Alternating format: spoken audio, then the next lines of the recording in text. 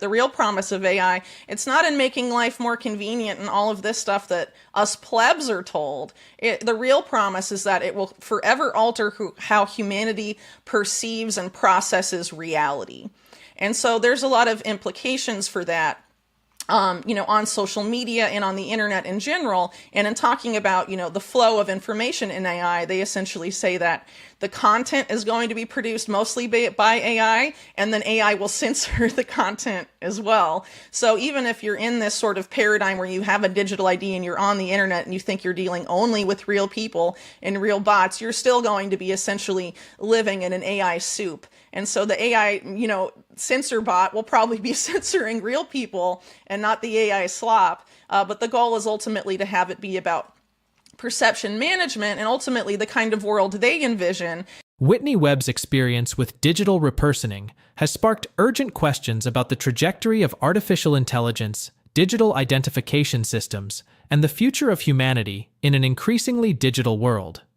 This phenomenon, which involves reconfiguring or redefining someone's online presence, highlights the growing tension between technological control and personal freedom. As AI becomes more integrated into daily life, the ability to manipulate or erase digital identities poses ethical and existential challenges. But what does this mean for humanity? The rise of centralized digital IDs threatens to consolidate power, granting institutions unprecedented control over individual lives. Simultaneously, it erodes privacy, autonomy, and the right to self-expression.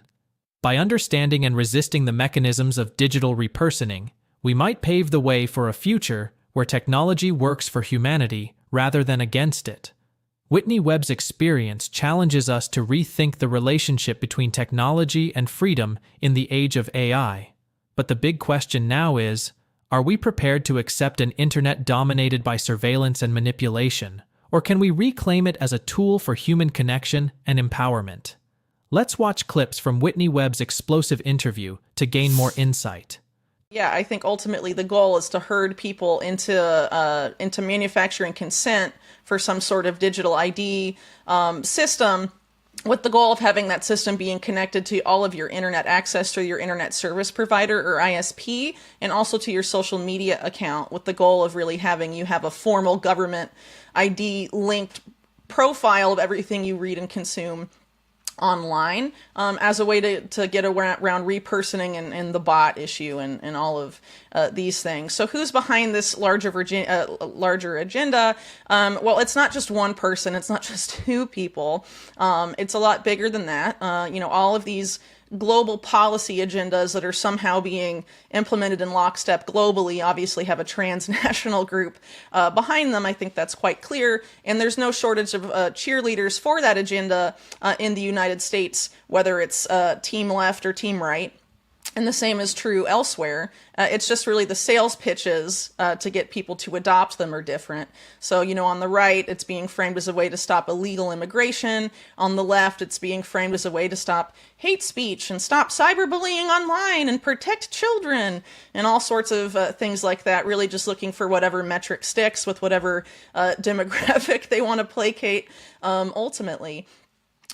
So there's several groups that are behind it. A lot of it ultimately goes back, if you look at, some of these entities that sort of first kickstart the digital ID push under the auspices of the United Nations, like the ID 2020 Alliance, which has now been folded into another alliance with essentially all of the same funders.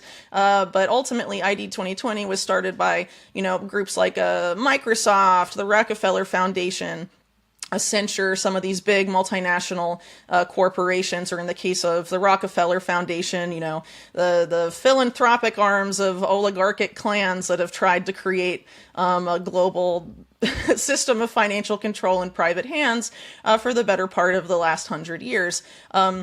And so ultimately, digital ID is meant to sort of facilitate that kind of system globally.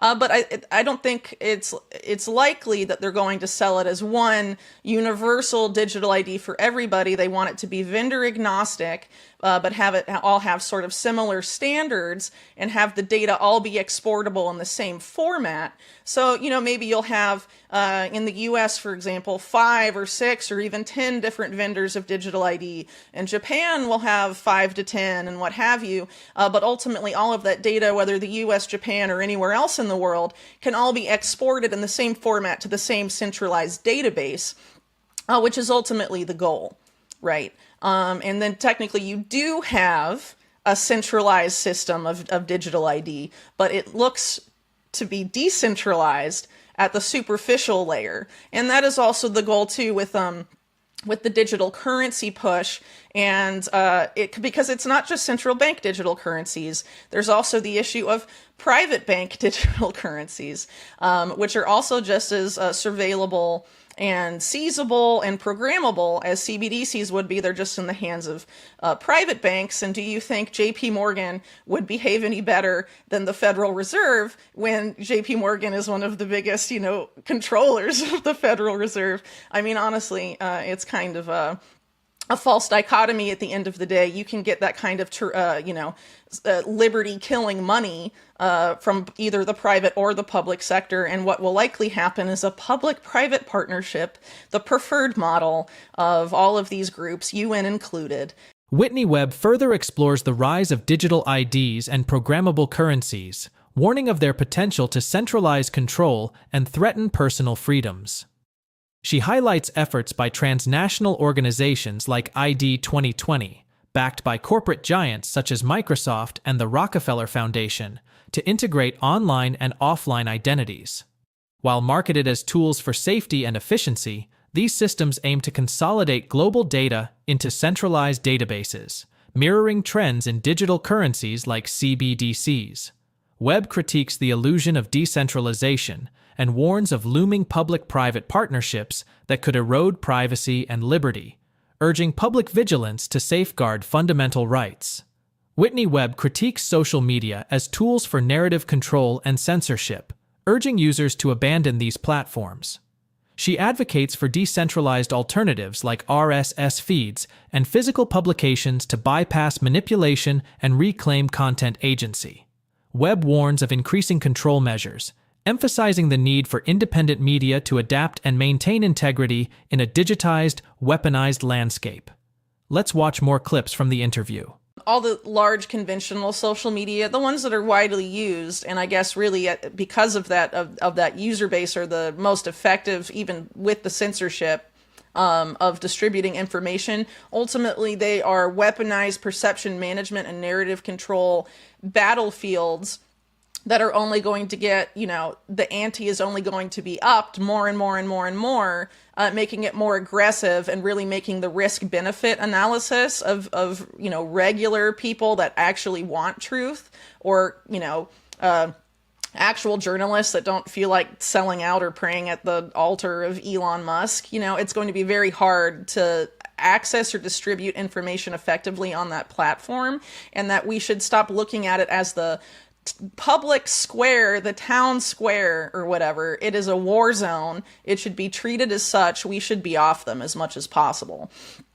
So really to that, I see the solution as if you want to follow people, use an RSS feed reader, sign up for people's newsletters, take it back to email. You don't need social media to feed you the content that you want to see. You should, by now, if you've been following, accounts or people on independent media long enough, know who you like, know who you don't, and then try and aggregate through RSS or other means, some sort of, your own proprietary, really, news feed that isn't censored, and you can access information that way without having to dip a toe into, these militarized and weaponized platforms that, frame themselves as a place where everyone has a seat at the table, and that's absolutely not what's happening. There's plenty of solutions and things that people could look at, but ultimately what I mean is, these are weaponized places.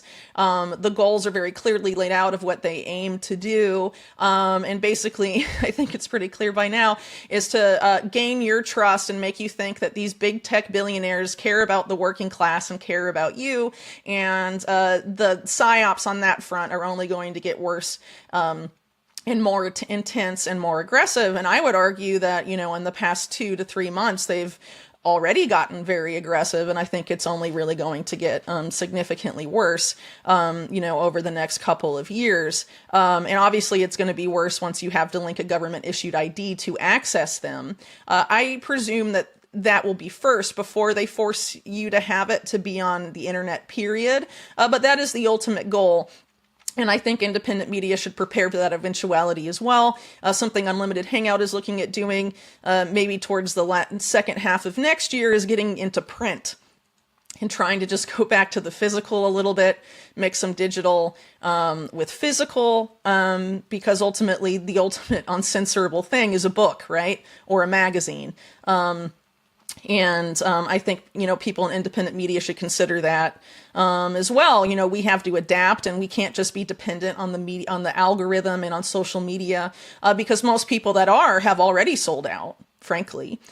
People that have been in independent media for a long time have just become obsessed with click metrics and follower counts and how many Musk bucks they can make on Twitter these days.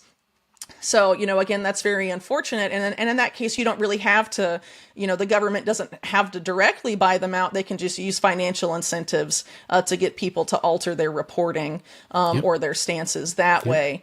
Right. So I think it's very important that we move off of social media as quickly as possible.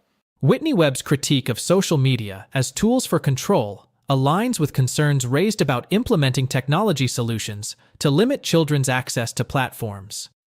Efforts to use digital ID systems or advanced age verification technologies for restricting underage users mirror the overarching agenda Webb highlights: centralized systems encroaching on personal freedoms under the guise of public safety or morality. In Australia, debates around banning children under 16 from social media platforms bring forward privacy risks tied to proposed solutions like biometric age estimation and mandatory ID verification. Critics argue these methods threaten users' privacy and disproportionately burden those without traditional identification documents. Webb's assertion that digital IDs serve larger agendas of surveillance and control underscores these privacy concerns.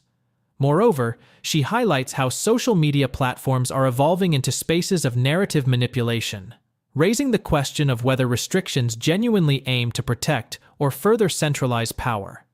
The broader societal implications of banning children from social media resonate with Webb's call for independence from algorithmic ecosystems. Platforms offer critical avenues for education, networking, and socialization. Cutting off young people from these spaces could hinder access to vital information and professional growth. Instead of restrictive measures, Webb and critics advocate for digital literacy and decentralized approaches, empowering users to navigate these digital landscapes safely while preserving autonomy. This shared skepticism towards centralized tech underscores the importance of questioning the motivations behind such policies, ensuring they prioritize individual freedom over systemic control. As we wrap up, do you think digital ID systems will enhance security or pose greater risks to personal freedom and privacy? How do you think individuals can protect themselves from censorship and manipulation in digital spaces? Let us know your thoughts in the comments below, share this video, and don't forget to hit the like button. Thanks for watching, and don't forget to subscribe.